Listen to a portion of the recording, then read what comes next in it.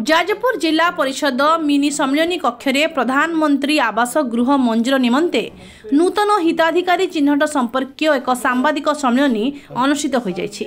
एही सम्मेलन में अध्यक्षता करी जाजपुर जिला परिषद मुख्य उन्नयन तथा निर्वाही अधिकारी श्री अशोक कुमार बेहुरिया कहिसंती ग्रामांचल प्रत्येक परिवार मुंड उपरे पक्का छात पढ़ी तोली सेमानंकु निरापद आश्रय स्थल जोगाई देबा उभय केंद्र और राज्य सरकारंकर प्राथमिकता।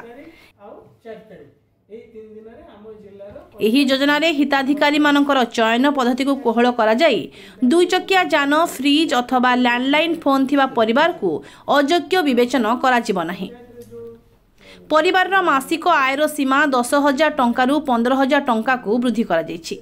परिवर्तित योग्य हिताधिकारी चयन निमंते नूतन सर्वे काम आरंभ हेबाकु जाउछि। क्षेत्र कर्मचारी व्यतीत चलित सर्भे रे आशायी परिवार मध्य निजर सर्भे निजे करि परिबे।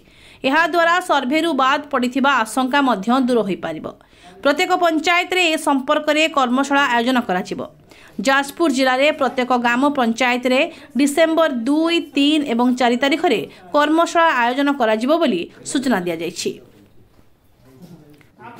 ने हमरो प्रधानमंत्री आवास रो नूतन हिताधिकारी चिन्हट निमंते सरकार निर्देश क्रमे जिलापाल निर्देश क्रमे आम जिले में प्रक्रिया आरंभ होती। एथिरे लोक मानकर सचेतनता निमंते आमर समस्त 311 ग्राम पंचायत रे आसंता डिसेम्बर मास 2 तारिख 3 तारिख और 4 तारिख रे गोटे सचेतनता कार्यक्रम आरंभ करा जिवो।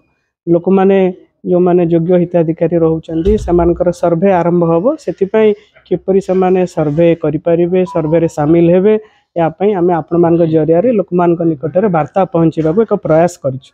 कोन को गाइडलाइन अछि जो अप्लाई करियो ना एबे सर्वे तो आरंभ करा जिवो। सेति प्रति एबे ऑनलाइन रे सर्वे करिवार व्यवस्था रहिछि सेल सर्वे ता सहित असिस्टेड सर्वे हमर कर्मचारी मानक द्वारा करा जाय परिबो।